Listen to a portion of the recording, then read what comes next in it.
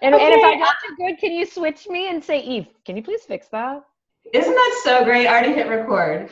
All right. So, welcome to the OHMazing Way podcast with me and with Eve Margol, this amazing human being, also my childhood BFF, and a well-known fact on Wild Turkey Lane in Columbia, Maryland, the first person I wanted to marry.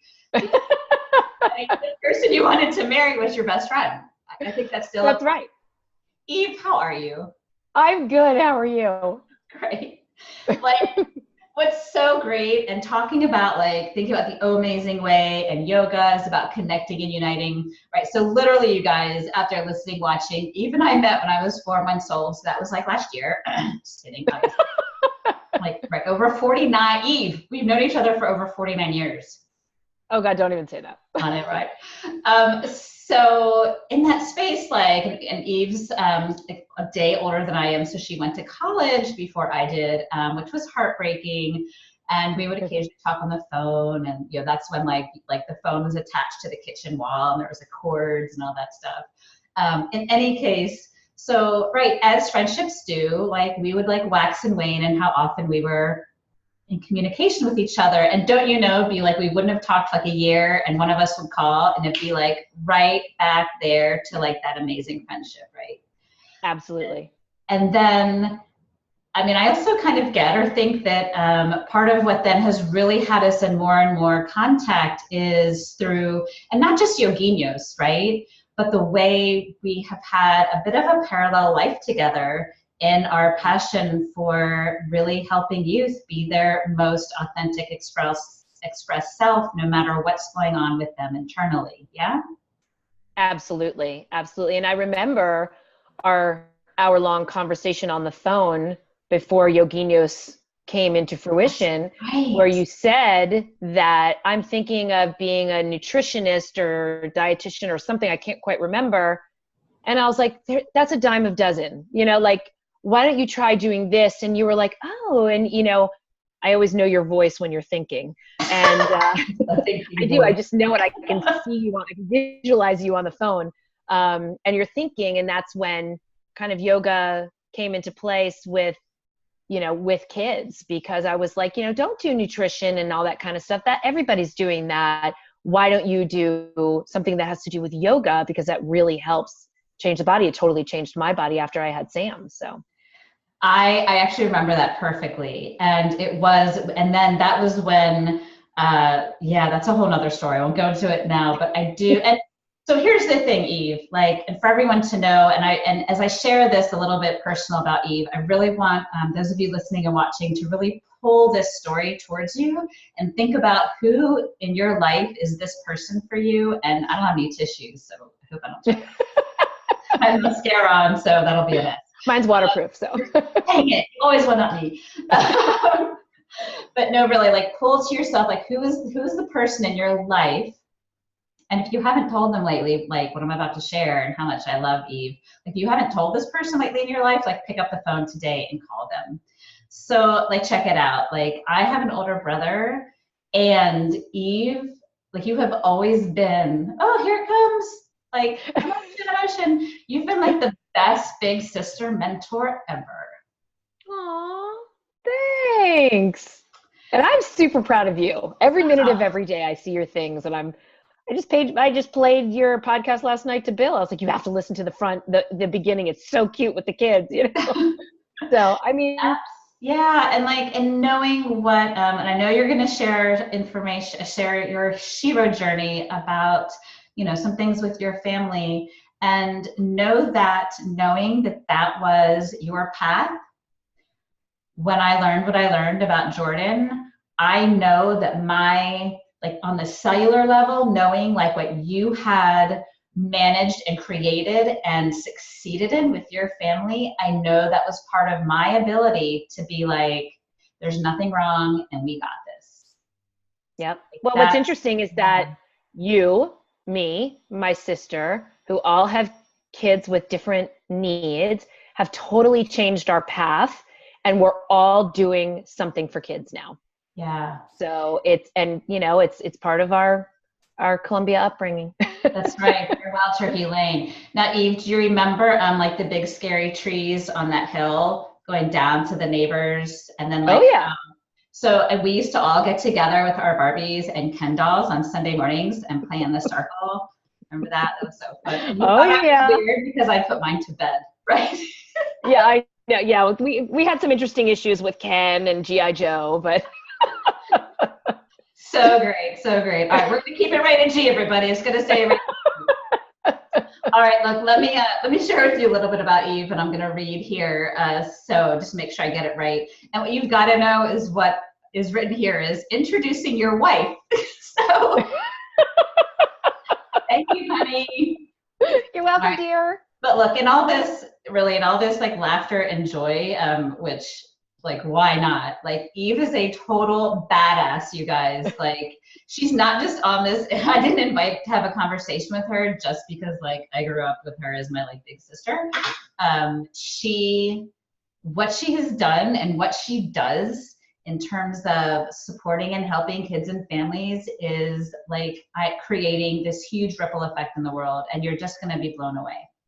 All right, so Eve is an educator and owner of LinkEducation Resources, which offers consultation services, training, and educational therapies to meet the individual needs of students and the teams that support them in Maryland.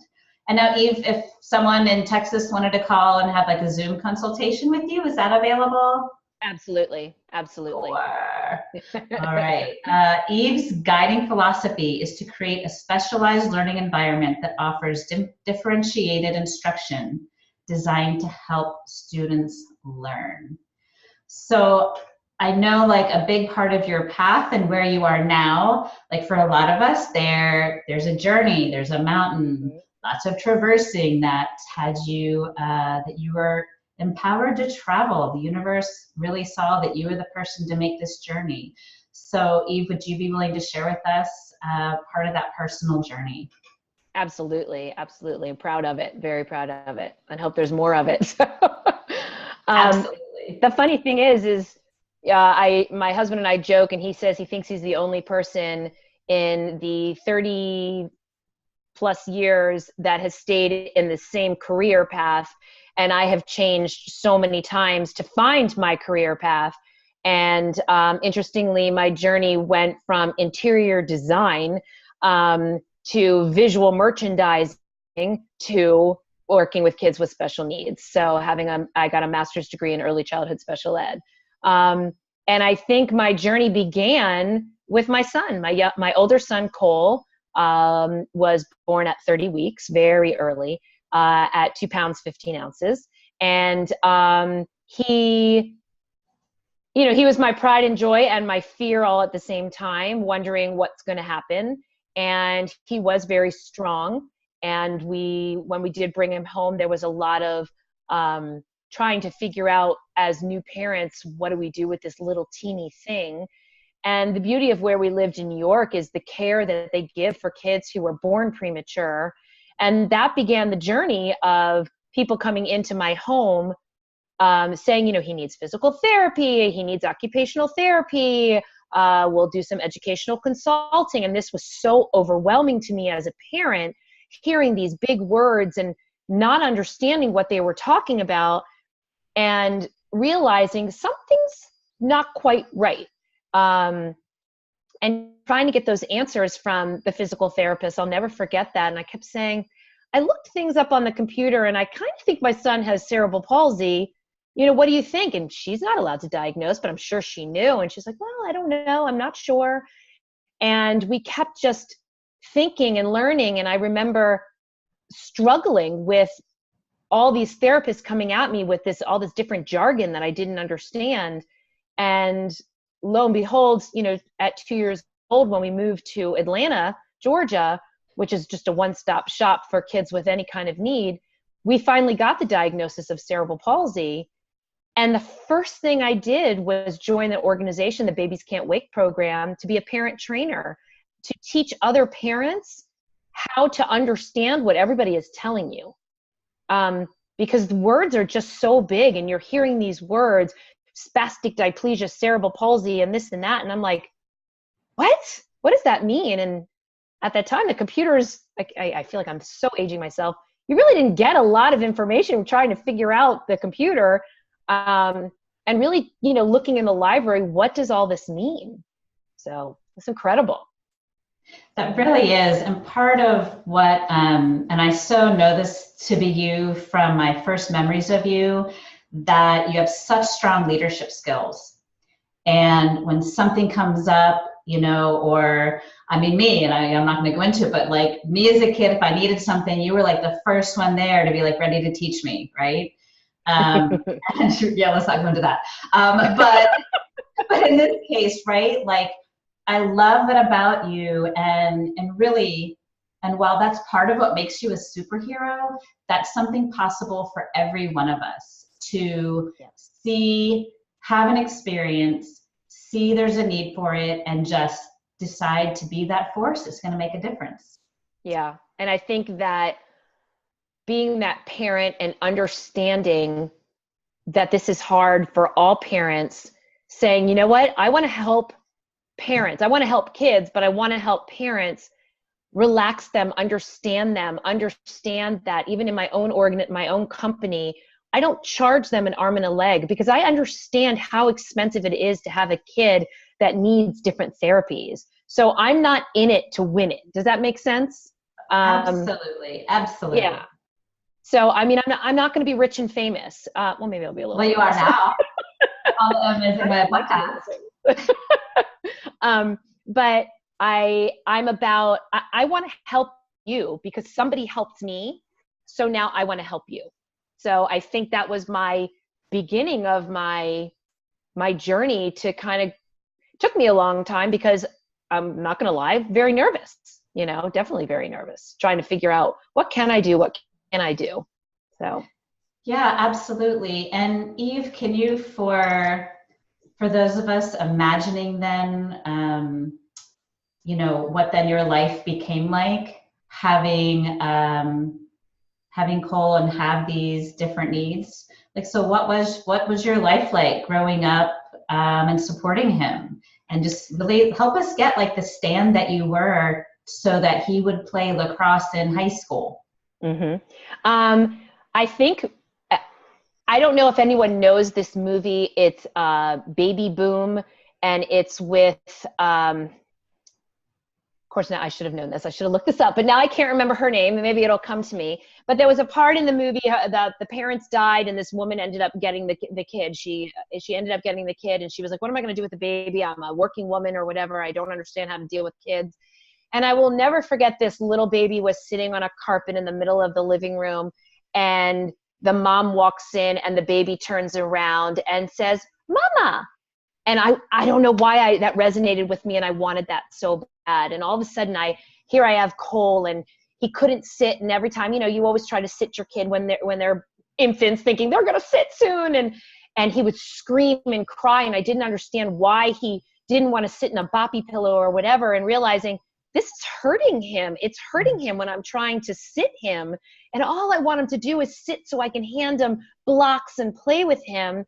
And I didn't understand really what was going on.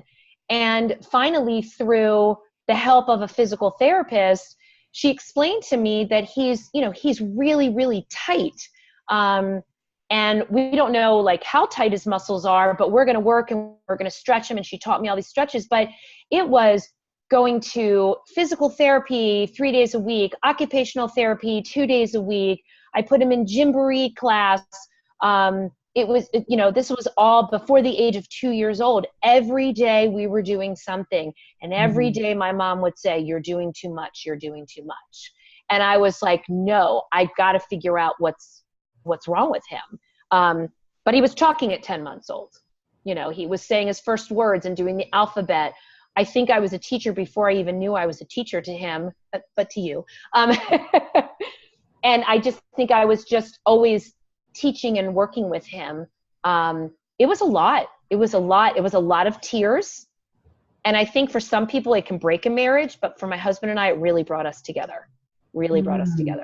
Yeah. And what, Eve, I just got chills. I mean, if I said, which I'm about to say, what's like the one, can you imagine, or have you and Bill talked about, like, what's the one factor about that that had you all grow stronger? I think we were determined not to let the CP win. That, yes, he's got what he has, and we had a friend say to us, he's not gonna get worse, he can only get better. And that really resonated with us. It stuck with us forever. And any parent that contacted us when they got that diagnosis of their kid with CP, we would tell them, listen, the first thing we were told was it's not going to get worse. It can only get better, or it could stay the same. But it depends what you do with it. And if you have a kid that doesn't read, you're going to get him a tutor to teach him how to read. So I have a kid with CP who's a baby, so I don't know what he can and can't do. I don't know if he's never going to walk or never going to talk. So I was determined to teach him everything possible and find every outlet for him, to make him as best as he could be. I will love him no matter what he has and how he has it, but to the best that he's going to be. So that's, I think we just kind of really worked together, and Bill did his end of looking up everything up on the computer, and my end was being there for Cole and having the luxury of staying home that first year and doing every activity possible to see what he could do. Wow, so amazing. So so Eve, so the years have gone by. Are you able to share what Cole is up to these days? Sure. Well, with dedication and pushing him in lots of fights, I will say that, I mean, Cole has what we call mild spastic diplegia cerebral palsy. And he's done everything from physical therapy, hippotherapy, which is horseback riding, yoga, meditation. And he is now a first-year law student. He played as a goalie in lacrosse. He drives. He was yogi for the month at his yoga studio. He was super excited about that. Yep. He's a rock star, and he just continues to grow, but I just have to continually remind him, make sure you take care of yourself. Don't get too cocky.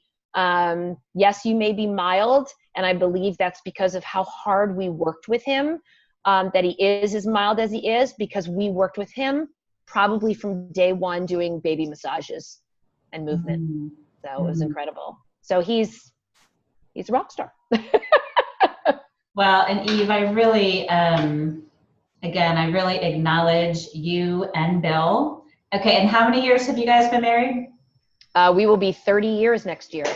Get out of town. Yeah, I was there. Seriously, like I acknowledge both of you and the way, and so you guys know, like, to be around Eve and Bill, like, you so get that they have this like otherworldly connection of love and support and smart assness, and it's just like amazing, right? It's like, oh my gosh, if every human being could find that, wouldn't that be amazing? But yeah, I really just acknowledge the two of you for generating that love and support for Cole, and then your other son, Sam, and for each other. Yeah. And really, I can imagine, like, it wasn't easy every day. No, and you know what? Thinking of Sam, it was not easy for Sam. Being the baby that was schlepped to so many different things every day, or you can't go to do this or do that because we have to take your brother to therapy. We have to take your brother to this. And I'm going to say Sam is an amazing rock star too, because, he's got some issues that we had to find out later in life. But it's like, wow, thank you to Sam for being there for his brother and being his protector and taking him to concerts where I'm like, he's going to get trampled. Sam, can you stay there with him? He's like, I'll be his bodyguard, Mom. And he was his bodyguard. So, couldn't have done it without, the family dynamic, the family, whatever you want to call it. But, together we all kind of support and help each other. And that's what's incredible. It's incredible.